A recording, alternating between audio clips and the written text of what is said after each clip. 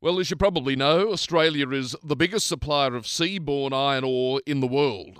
And iron ore by far remains Australia's single largest export product. In fact, it's predicted that the market will be worth something like $130 billion to the economy this financial year. Huge money. And most of this success, as we know, is thanks to one country and its insatiable need to produce tons of steel, and that is China.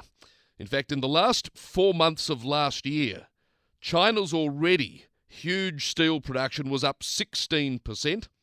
And as it emerges from the COVID situation, it's only likely to go higher. And considering China buys about 70% of the iron ore that we produce, it seems as though the red rock will keep the treasury afloat for a while yet.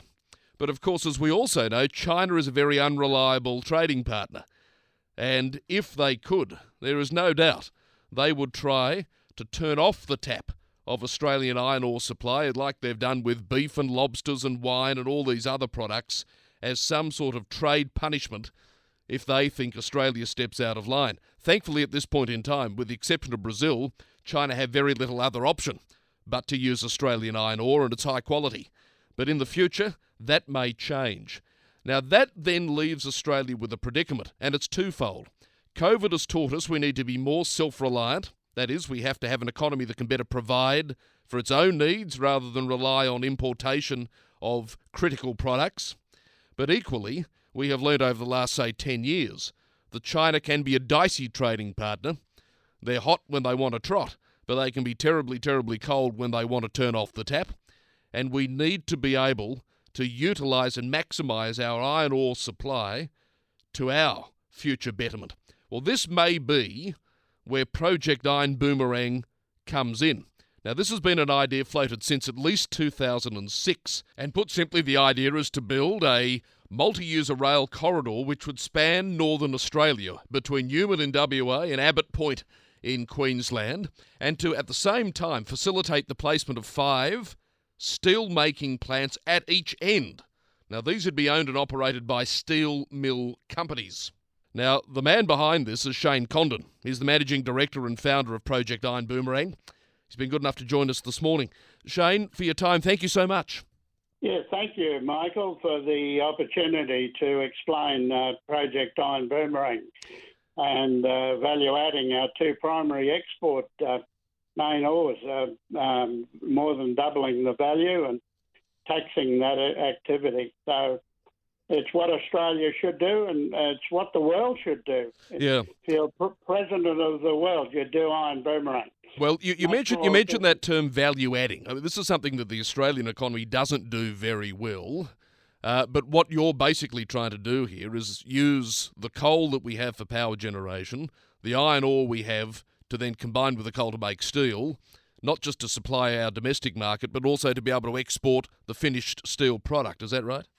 That's right. First stage steel only, and we dominate the world seaborne coking coal, which is nearly exclusively used for steel making in the world. And you've got the world's biggest market, the EEC, 100% dependent on coking coal and iron ore to make steel. Japan, South Korea, and China are increasingly becoming dependent. All the big industrial countries run out of their coal and iron ore, and so will we eventually. But we are a lucky country, and it presents a unique opportunity for us to make our own steel, first stage steel here. And no one else in the world, we're the best place in the world to make steel. And quite frankly, the Japanese, Koreans, Taiwan and China, India, they can't understand why we haven't done it earlier. And neither can I, to be quite frank. And we need to get our politicians to make the commitment. I think they'd get 80 or 70% of the vote overnight. Well, let's just run through some of the aspects of the plan here, just to better help people understand how this would work. Because, as you say, it hasn't been done to date. But and some would say, look, 3,000 kilometres of rail line across the top of Australia. Geez, that's a lot, and that'd cost me. But the point of that, if I'm not mistaken, Shane, is that would then eradicate the empty return train load syndrome, which we currently have. So you'd have a connection between the iron ore and the coal, and the train can go one way with iron ore, come back with coal, or vice versa, so you don't have empty loads. And that's what you're arguing would boost the product feasibility study, right? Yeah, well, the payload each way factor is not a new system. When we had the cutters coming out from England around Cape Horn, if the skipper of the boat went back empty, he'd be keel-hauled in the Thames. So it's not a new idea, and it's tens of billions of dollars annually of net profit waste if you have a payload each way. So the iron ore ships, we ship nearly 1 billion tonne. It's 960 million tonne from Port Hedland, the world's biggest tonnage port. It's 40% dirt, 60 Fe iron ore, 62 around that, we'll call it 40. So that's 320 million tonne of dirt the world's paying freight on, and the bulk carriers come back empty. So if we make steel, we consolidate it 3 times. That means the shipping of the iron ore compared to Project Iron Boomerang is 6 times more efficient. Now, paying freight and logistics on dirt is tens of billions of net profit denial. It's the world's most inefficient, modern age inefficiency phenomenon. It's amazing that we've done it that way and allowed it to do it. Now, likewise, coking coal, it's 100% usability. It's 4.5 times more efficient under the Iron Boomerang model, making the first stage steel here feeding a rolling mill near the mass market in Japan, Korea, China, India, Vietnam, Bangladesh, 200 million, yep. Pakistan's 200. I mean, we've nearly got China happening in the Asian century. So the world produces 2,000 million tonne of steel, and it needs 1,000 million tonne in the next 30 years to 50. And this is a unique opportunity for Australia to share, invite them to make their first stage steel plants on the Iron Boomerang railway system and payload each way. And we'll take limestone with the coking coal for a perfect balance, economic and efficiency balance. And the world will be better off. We'll have competitive steel. It'll be carbon neutral steel. We'll capture the carbon and use it. We'll have 2 power plants that'll produce 3,000 megawatts. Queensland, 7,000. So that will be the cheapest baseload power in the world and create other industries as well. All right, well, let me ask you then at that point then, Shane, with all of that laid out, why hasn't it been done yet? I'd have to, look, we've got to get things done, and we can't blame politicians, but our system, we put up too much red, green, black and blue tape, and we've got to just get the job done. Nobody wants pollution, and Iron Boomerang consolidates that 2 or 3 times just through the practical supply chain and logistics consolidation. So it does that mathematically. 3/4 is collapsed. And then the steel complex and the scale of that has added efficiencies which are about 40% better. Now, China can't compete. We'll be 15% under the China benchmark price. We're 10% over it at the moment. And our steel production's gone down from 9.5 million in the last 15 years to 5.5. And we're importing steel from China. So if we start Iron Boomerang, this will be the regeneration and industrialisation with automation. The expensive Australian jobs won't come into it. It'll be all automated, and that'll reindustrialise Australia and anchor it for the sustainable future. This is something we've got to do. If you're the Prime Minister or President of the world or Australian Prime Minister, Labor or Liberal, you do Iron Boomerang and you make sure you get it done. Now, my especially if understanding is for it to be a viable option, though, you need at least 3 global steel companies to come on board. Have you had any interest yet? Yes, we've got a queue of them, but it's the chicken and the egg syndrome. What we need, as Dr. Peter Shergold said in the Howard government, he wrote me a letter. He said we need a whole of government approach. We need to say we want to do it. And it seems that the political. I'm not complaining. I think it's weak to complain. We get what we vote for. But we've got to do it, and we've got to get the environment where we make a commitment. We support vision. We support innovation. I mean, our ships, our dock-lock ports, our trains are all world's best practice design and fully integrated, purpose-built design, and steel complexes are world game changers. Now, who told us that? The steel companies in the boardrooms of Japan, Korea, China, they're ready to commit, but we've got to lay the platform and say we want to do it. But we've got to get the approval done, the bankable approval, which is the 3.5 years, and we've got to get it done in all the states and territories that are involved. 4 governments have got to commit to it. Now, I've made the commitment. It's been a 15-year commitment.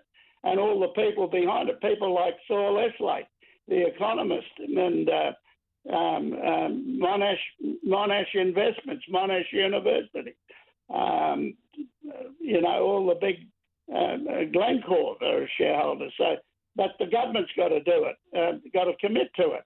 All right, and let's assume then, Shane, that government does commit. Let's imagine they roll out of bed this morning and say, we've just heard Shane, this is brilliant, let's go for it. What would be the completion time for the rail line and all of the other logistics before you start producing the iron ore and exporting and all the rest of it? Well, building a railway line isn't rocket science, nor steel mills. But the world effort is we'll build 5 steel mills at each end, Queensland and WA, and building the railway line isn't rocket science. We lead the world in heavy haul rail technology. BHP, Monash Rail Research, now called Monash Rail, and we've got people like Hitachi. That company employs 380,000, some of the best technology in the world. They're helping Rio Tinto automate the world's biggest robot. That's the iron ore trains in the Pilbara. They're a partner of Iron Boomerang. So we've got the ability and the technology, and we can build the whole lot in 7 years if the government gets behind it and gets rid of all the brick walls they put up. I've got letters from ministers just recently. You can't believe that we're still building in this pandemic, which is like a war, isn't it? Yeah. And we've got $500 billion, or is it $750 billion debt? So Iron Boomerang, from economic taxable growth revenue in value-adding the iron ore and coking coal and limestone to make 44 million tonne of steel, will get $23 billion in taxable growth revenue. Sovereign governments always do better than the rest of us. So, yes. I mean, that in 10 years is going to pay off the pandemic debt or make a good contribution. And we'll go to phase 4, so we can go to 176 million tonne and become the 4th or 5th biggest steel nation. People like Indonesia, 270 million. They're building a new Jakarta in Borneo. They're shifting the capital. They're becoming, according to the UN demographics, they're becoming the 4th world economy. Just to our north, you can fly from Darwin to Ballarat, in an hour and a half or an hour, And so, I mean, it's an opportunity. We'd need flogging if we don't do Iron Boomerang. And the world expects us to do it. We'd be irresponsible if we didn't. And we invite them. They own and build and own and operate their own steel mill, and they transfer the slab steel, bloom billet or hot rolled core. We use slab as the cost medium of the thing, and it's the most profitable steel in the world, and it'll be a carbon neutral 100%. and it's not thought bubble hydrogen stuff. Some of it that is good. We'll adopt the latest technologies, and we'll capture and use the carbon, which will bring the price down. And we're not depending on subsidies, which governments can never afford sustainably. I was going to ask you as my final question for this morning anyway, Shane, is obviously to build the rail line, to build the ports and all of that costs money. Would that be under Project Iron Boomerang, would that be completely privately funded, or would you expect some government intervention? No, we only need 1% to fund the bankable study to show we want it to happen. And the government should do that, commit to it, $300 million to do that, and we'll pay them back. A 10-year government bond. If you want to build the Sydney Harbour Bridge, you build it with a 10-year government bond, big infrastructure. And it's probably the best dividend payer in Australia's history. It took 60 years to pay the bridge off, and they kept it going because it was so profitable, didn't they? So it was very hard to get that up, by the way. That was in the Depression.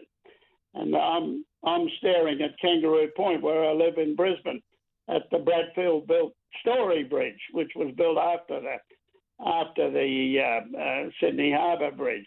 And it was 12 lanes wide. It had vision. They only needed 4 when they built it in the 1930s. Well, Iron Boomerang, I think it's probably better than the bridge as far as potential contributions. I met the president of the refractory brick business from Japan, one of the world's biggest. That industry alone is a spin-off industry using the power, and we'll capture the carbon from it and be carbon neutral for that. It'll be as big as the Australian wine industry. That's just a spin-off, one of several major spin-off industries. Well, look, I'm glad we spoke this morning. It won't be the last conversation we have, but we've all now got, I think, a better idea of the vision that you have for the project.